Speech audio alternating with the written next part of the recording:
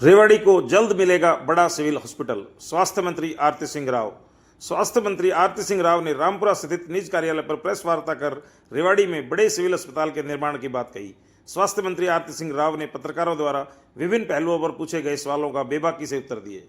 हमसे जुड़े रहने के लिए अनोखा हरियाणा न्यूज चैनल को लाइक एवं सब्सक्राइब करें। आपको हमारी खबर कैसी लगी कमेंट अवश्य करें। यदि ठीक लगे तो शेयर भी कर दें। अनोखा हरियाणा न्यूज के लिए मनोज गोयल गुड़ियानिया की रिपोर्ट। आइए सुनते हैं स्वास्थ्य मंत्री आरती सिंह राव को। सबसे पहले तो जहाँ तक डिस्ट्रिक्ट की बात आती है तो रेवाड़ी डिस्ट्रिक्ट के लिए एक नया सिविल अस्पताल बनना बहुत ज़रूरी है। हमारा जो अभी का सिविल अस्पताल है बहुत ही छोटा है और काफ़ी वक्त से ये मांग रही है कि एक नया सिविल अस्पताल बनाया जाए और इसी मांग को देखते हुए पिछले 2 महीनों में मैंने कुछ 6 या 7 जगह ज़मीन देखी है और अब मैं 3 जगहों पे मैं जीरो इन कर दिया है और मैंने जो बीडीपीओ साहब हैं डीडीपीओ साहब हैं उनसे बोली है कि आप मेरे को बताएं कि इनमें से कौन सा हम जीरो इन कर सकते हैं जल्द से जल्द, जिसमें कोई प्रॉब्लम ना पड़े कल को ये ना कोई मेरे को बोले कि यहाँ पे ये केस चल रहा है वो केस चल रहा है। बिल्कुल सिंपल और प्योर जमीन होनी चाहिए जो वो देना चाह रहे हैं पंचायत की तरफ से हेल्थ डिपार्टमेंट को, और जैसे ही मेरे को वो जमीन मिल जाती है और 10 दिन की बात है मैं इस पे काम जल्द से जल्द शुरू करवा दूंगी।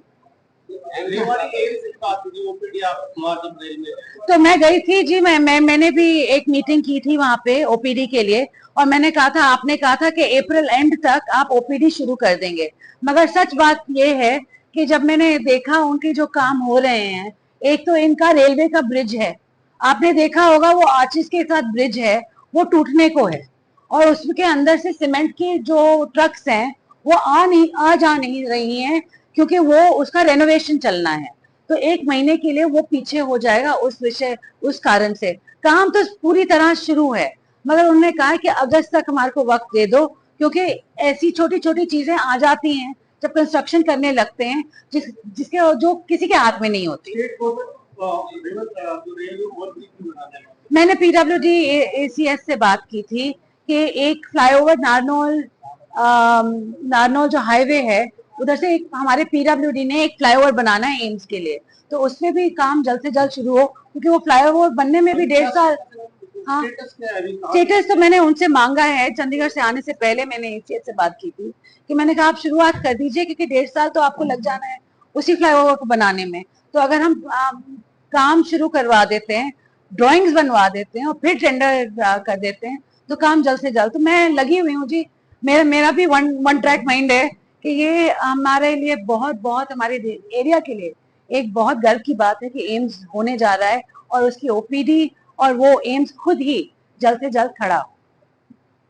चर्चा कर रहे थे रहेगा कि लोगों के लिए जैसे नहीं, हमने चर्चा की जेनेरिक दवाइयों के बारे में, तो मैंने आपसे यही कहा था कि ये सेंट्रल गवर्नमेंट की तरफ से एक फरमान जारी होना पड़ेगा फार्मेसीज की तरफ हो के जो जेनेरिक हैं उनको स्टैंप होना चाहिए कि ये जेनेरिक मेडिसिन है, और जो एथिकल वाले हैं वो उस पर वो स्टैंप होना चाहिए और प्राइसेस सही वाली सारे मेडिसिन पे होनी चाहिए। तो इसके लिए मैं हेल्थ मिनिस्टर साहब से जरूर चर्चा करूँ।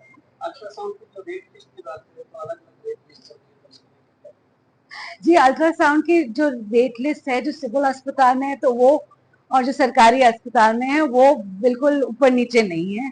जहाँ तक प्राइवेट की बात कहें तो हाँ जी जरूर ऐसा है, प्राइवेट अस्पतालों में बेड्स के अकॉर्डिंग आई थिंक चार्जेस भी होते हैं और नॉर्मल रेट भी होते हैं। तो मैं कोशिश जरूर करूंगी कि ये रेट थोड़े से यूनिफॉर्म हो आने वाले।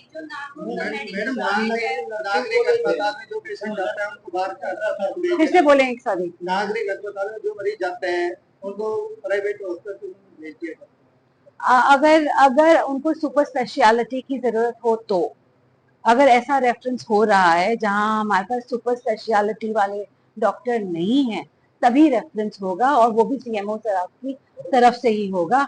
आने वाले वक्त में ऐसे नहीं होगा कि आपको कहीं भी रेफर कर दिया जाए बिना उस डॉक्टर को पहले रेफरेंस के लिए बताना पड़ेगा कि रेफर क्यों किया। मैडम सुविधाएं होते हुए आप भेज दिया तो वो मेरी पूरी यही कोशिश है ना कि पूरी सुविधाएं दी जाए। सुविधाएं हैं अस्पताल फिर बाहर भेज दिया जाता है। तो मैंने वही कहा है ना कि आज अब से आने वाले वक्त में हम ये करने जा रहे हैं कि रेफरेंस सिर्फ सीएमओ साहब करेंगे, एक कमेटी करेगी, और जो रेफर किए जाते हैं, जैसे आयुष्मान कार्ड को लेके या चिरायु कार्ड को लेके हमारे बोलते हैं कि हम उनको रेफर कर दिया जाता है।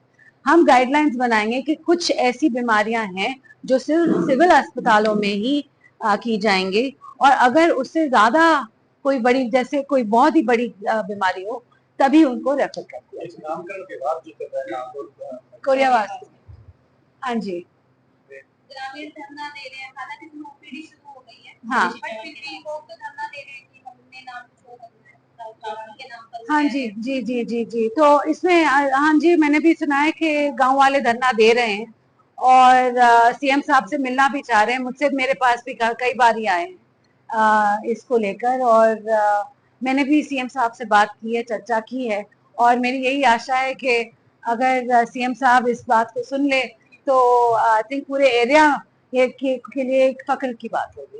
एक नोटिस मैदान को दिया गया था हेल्थ डिपार्टमेंट की तरफ से एयर होस्टेस के मामले में, क्या रहा उसका फाइंडिंग्स क्या है? नहीं, तो मैंने एक्चुअली बात की थी पुलिस से जब वो केस हो रहा था, और मेदांता का कहना था कि उस टाइम उनके पास नर्सेस थी, मगर क्या होता है, मैंने बस ये चेतावनी दी है आज के दिन कि देखो, जब शिफ्ट चेंज होते हैं तो आपकी जो नर्सेज हैं वो या तो लिखाने में लगी रहती हैं या कोई दवाई लाने में लगी रहती हैं, मगर पेशेंट पे इतना अटेंशन नहीं होता है।